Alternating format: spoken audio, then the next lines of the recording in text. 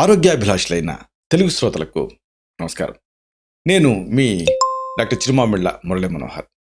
అందరికీ ఆరోగ్య మహాభాగ్యాన్ని అందించే రేడియో హెల్త్కి మీకందరికీ స్వాగతం. ఈ ఎపిసోడ్లో చాలా ముఖ్యమైన విషయాల్ని, విలువైన సమాచారాన్ని విందాం.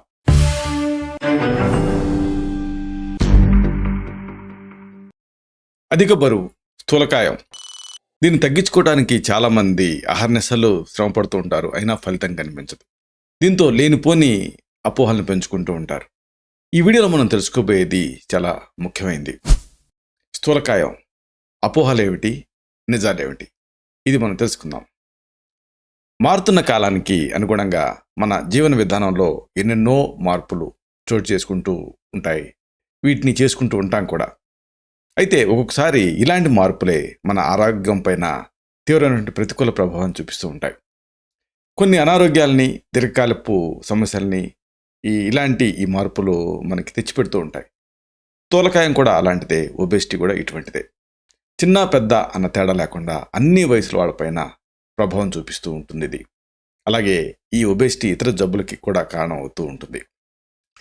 ఇక దీన్ని ఇలా ఉంచితే దీని గురించి కొంతమందిలో అనేక అపోహలు నెలకొని ఉన్నాయి. దీంతో మానసికంగా కుంగిపోతూ ఉంటారు. ఇది కూడా ఒక రకంగా మళ్ళీ ఈ సమస్యని పెంచుతూ ఉంటుంది. అందుకే ఈ స్థూలకాయానికి సంబంధించిన అసలు వాస్తవాలు ఏమిటి అనేది తెలుసుకొని ఆరోగ్యకరమైన లైఫ్ స్టైల్ని మీరు డెవలప్ చేసుకోవాలి. అంటే సరైనటువంటి ఆహార నియమాలు పాటించకపోవటం, వ్యాయామం చేయకపోవటం, నిద్రలేమి, మానసిక సమస్యలు, ఇలాంటివన్నీ స్థూలకాయానికి ప్రధాన కారణం కింద మారుతూ ఉన్నాయి. ముఖ్యంగా మన శరీరంలోకి చేరేటువంటి క్యాలరీలు, ఖర్చు అయ్యేటువంటి క్యాలరీల మధ్య శక్తి సమతుల్యత లోపించడం వల్లనే క్రమంగా బరువు పెరుగుతూ కొంతకాలానికి అది ఒక క్లినికల్ ఒబేసిటీ, అంటే ఊబకాయం కింద మారుతూ ఉంటుంది. అయితే ఇది దీర్ఘకాలపు సమస్యే అయినప్పటికీ కూడా ఆరోగ్యకరమైన అలవాట్లతోటి దీన్ని అదుపు చేసుకోవచ్చు, బరువు కూడా తగ్గొచ్చు. దీనికి సంబంధించినటువంటి ఈ అపోహల్ని వరుసగా మనం తెలుసుకుందాం. ముందుగా అనారోగ్యకరమైనటువంటి జీవన శైలి ఒక్కటే ఊబకాయానికి ప్రధాన కారణం అని అనుకుంటూ ఉంటారు. అయితే ఇక్కడ చెప్పాల్సింది ఏంటంటే, వాస్తవం ఏమిటంటే, ఏది పడితే అది తినటం, వ్యాయామం చేయకపోవటం, ఇలాంటి అనారోగ్యకరమైనటువంటి జీవనశైలి ఒక్కటే స్థూలకాయానికి దారితీస్తుందని చాలామంది అనుకుంటూ ఉంటారు. అయితే వీటితో పాటుగా మానసిక ఒత్తిడి, ఆందోళనలు, నిద్రలేమి, హార్మోన్ల అసమతుల్యత, దీర్ఘకాలపు నొప్పులు, కొన్ని ఆరోగ్య సమస్యలకు వాడే మందులు, ఇలాంటివన్నీ కూడా ఈ ఊబకాయానికి దారితీస్తూ ఉంటాయి. కాబట్టి ఇది దృష్టిలో ఉంచుకోవాలి. కాబట్టి కేవలం ఆహారం, వ్యాయామం, వీటి నియమాలు, వీటిపైనే దృష్టి పెట్టడం కాకుండా మానసికంగా దృఢంగా ఉండటం కూడా చాలా అవసరం. ఇక నొప్పులు, అలాగే ఆరోగ్య సమస్యలకు వాడే మందుల విషయంలో మీ శారీరక మార్పుని ఎప్పటికప్పుడు గమనించుకుంటూ ఉండటం కూడా చాలా అవసరం. ఇక మరొక ముఖ్యమైన అపోహ ఉంది. చాలా వేగంగా బరువు తగ్గటమే స్థూలకాయానికి పరిష్కారం అని అనుకుంటూ ఉంటారు. క్రాష్ డైటింగ్లు పాటిస్తూ ఉంటారు. అయితే వాస్తవం ఏమిటంటే, ఎక్కువగా పెరిగిపోయినటువంటి బరువుని తగ్గించుకోవటం వల్ల స్థూలకాయమే కాదు, ఎన్నో అనారోగ్యాలకు దూరంగా ఉండొచ్చు. ఇది నిజం కూడా. అయితే ఇలా వేగంగా బరువు తగ్గాలనే ఉద్దేశంతో కొంతమంది క్రాష్ డైటింగ్ చేయటం, విపరీతంగా వ్యాయామాలు చేయటం, ఇలాంటి మార్గాల్ని అన్వేషిస్తూ ఉంటారు. దీంతో జీవక్రియల పనితీరు దెబ్బతింటుంది. దీంతో కండరాల సామర్థ్యం తగ్గిపోయే రిస్క్ కూడా ఉంటుంది.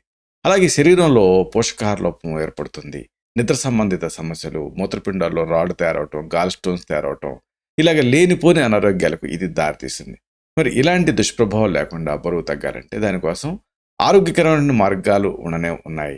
ఈ క్రమంలో అనేక చక్కని ఆయుర్వేద పద్ధతులు ఉన్నాయి, ఆయుర్వేద ఔషధాలు ఉన్నాయి, మెటబాలిజాన్ని పెంచేవి, సురక్షితమైనవి, వీటి తీసుకోవచ్చు. అలాగే వ్యాయామం విషయంలో కూడా అర్ధశక్తిగా వ్యాయామం చేస్తూ ఉండాలి. అన్నిటికీ మించి మానసిక ఆరోగ్యం కోసం మంచి నిద్ర, ఇలాంటివి కూడా ముఖ్యం. ఇలా బరువు తగ్గిన తర్వాత శరీరంపై వచ్చేటువంటి స్ట్రెస్ మార్క్స్ వస్తూ ఉంటాయి. ఇవి రాకుండా ముందుగానే సన్నద్ధంగా ఉండటం కోసం మసాజ్ చేసుకోవటం, ఇలాగా కొన్ని అభ్యంగన తైలాలు ఉంటాయి ఆయుర్వేదంలో, పిండ తైలం, ఇలాంటివి, వీటిని ఉపయోగించడం కూడా అవసరం.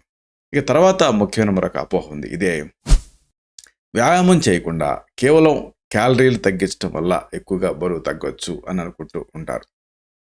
ఇక్కడ వాస్తవం ఏంటంటే, నిజానికి బరువు తగ్గాలనుకునే వాళ్ళు, అదుపులో ఉంచుకోవాలనుకునే వాళ్ళు ఆ క్యాలరీలు తగ్గించి తీసుకోవాలనుకోవటం, లేదంటే పూర్తిగా మానేయటం అనేది సహజం. అయితే వ్యాయామం చేయకుండా కేవలం క్యాలరీని తగ్గించడం వల్ల కూడా ఈ బరువుని అదుపులో ఉంచుకోవచ్చు. ఇది ముఖ్యం. అయితే ఇది కొంతవరకు నిజమైనప్పటికీ కూడా దీని ప్రభావం మాత్రం తక్కువ టైంకి పరిమితం అవుతూ ఉంటుంది. అదే దీర్ఘకాలం పాటు బరువును అదుపులో ఉంచుకోవాలనుకుంటే శరీరానికి సరిపడా క్యాలరీలు లభించే పండ్లు, కూరగాయల్ని తీసుకుంటూనే క్రమం తప్పకుండా వ్యాయామం చేయడం పైన దృష్టి పెట్టాలి. ఎందుకంటే అనారోగ్యకరమైన ఆహారం అంటే junk foods, process foods, desserts వీటి ద్వారా లభించే క్యాలరీల కంటే ఆరోగ్యకరమైన ఆహారం అంటే పండ్లు, కాయగూరలు ఇలాంటివి ఈ పదార్థాల నుంచి శరీరానికి అందే క్యాలరీలే మంచివి. ఇక మరొక అపోహ ఉంది. తల్లిపాలు తాగిన పిల్లలకు స్థూలకాయం రాదు అని అనుకుంటూ ఉంటారు. అయితే వాస్తవం ఏంటంటే ఇక్కడ డబ్బా పాలు తాగిన పిల్లలతో పోలిస్తే తల్లిపాలు తాగిన పిల్లలు స్థూలకాయం బారిన పడే అవకాశాలు కొంతవరకు తక్కువ. అయితే తల్లిపాలు తాగిన పిల్లలందరికీ స్థూలకాయం రాదని చెప్పలేం. అంటే వాళ్ళు పెరిగి పెద్దయ్యే క్రమంలో కొన్ని అనారోగ్యకరమైన ఆహారపు అలవాటు చేసుకుంటూ ఉంటారు. దీంతో స్థూలకాయల కింద మారేటువంటి ప్రమాదం ఉంది. కాబట్టి పిల్లలకు చిన్నతనం నుంచే సంపూర్ణమైనటువంటి పోషకాలు లభించే ఆహారాన్ని అందివ్వటం అనేది మంచిది. దీంతో పాటుగా వ్యాయామాన్ని కూడా వాళ్ళ జీవితంలో ఒక భాగం చేసుకోవటం కూడా ముఖ్యం. ఇక మరొక అపోహ ఉంది. తక్కువ ఆహారం ఎక్కువసార్లు తింటే ఊబకాయం వస్తుంది అని అనుకుంటూ ఉంటారు. ఇది కూడా ఒక రకమైనటువంటి అపోహే. ఎందుకంటే చిప్స్, కుకీసు, చక్కెరలు ఎక్కువగా ఉండేటువంటి పదార్థాలు ఇలాంటి అనారోగ్యపూరితమైన ఆహారం ఎక్కువగా తింటే స్థూలకాయానికి దారి తీయొచ్చు. కానీ ఆరోగ్యకరమైన ఆహారం విషయంలో అలా భయపడాల్సిన పని లేదు. అంటే ఆరోగ్యకరమైన ఆహారం ఎక్కువసార్లు తిన్నా ఏం కాదు. కాబట్టి అనారోగ్యకరమైనటువంటి చిరుతిళ్ళకు బదులుగా నట్స్, పండ్లు, కాయగూరలు, పండ్ల రసాలు వీటిని భోజనానికి మధ్యలో తీసుకోవటం, వేళకి భోజనం చేయటం, తక్కువ ఆహారం ఎక్కువసార్లు తినటం ఇలాంటి చిన్న చిన్న చిట్కాలు పాటిస్తే శరీరంలో జీవక్రియల పనితీరు అనేది మెరుగుపడుతుంది. ఇది ఫైనల్గా బరువుని అదుపులో ఉంచుకోవటానికి, బరువు తగ్గటానికి కూడా సహాయపడుతుంది. కాబట్టి ఈ స్థూలకాయం విషయంలో లేనిపోని అపోహలు పెంచుకోకుండా వాస్తవాలు తెలుసుకొని జాగ్రత్త పడాలి. అలాగే దీనికి సంబంధించి చక్కని ఆయుర్వేద ఔషధాలు ఉంటాయి. వీటిని తగిన అనుపాన సహపానాలతోటి మీరు వాడితే ఉదాహరణకు నవక గుగ్గులు, మేధోహర విడంగాది లోహం ఇలాంటివి అప్పుడు ఈ ఒబేసిటీని తేలిగ్గా తగ్గించుకోవచ్చు. సో ఈ రేడియో హెల్త్ ఎపిసోడ్ని చివరి వరకు విన్నందుకు చాలా సంతోషంగా ఉంది. ఇలాంటి మరిన్ని ఇన్ఫర్మేటివ్ వీడియోస్ కోసం ఈ ఛానల్ సబ్స్క్రైబ్ చేసుకోండి. అలాగే ఈ వీడియోలు అప్లోడ్ అవడంతోనే ఆ విషయం మీకు తెలియడం కోసం బెల్ బటన్ని క్లిక్ చేయండి. అన్నిటికంటే ముఖ్యంగా ఇలాంటి అద్భుతమైన చక్కని విషయాలు 10 మందికి ఉపయోగపడటం కోసం ఈ వీడియో తాలూకు లింక్ని మీ సర్కిల్స్తో షేర్ చేసుకోండి. శతం జీవ శరదో వర్ధమానః, శతం హేమంతాన్ శతం వసంతాన్, 100 శరత్తులు, 100 హేమంతాలు, 100 వసంతాలు వర్ధిల్లుతూ జీవించండి. Stay healthy, stay happy, be positive, keep smiling, stay safe, love you all. శుభం.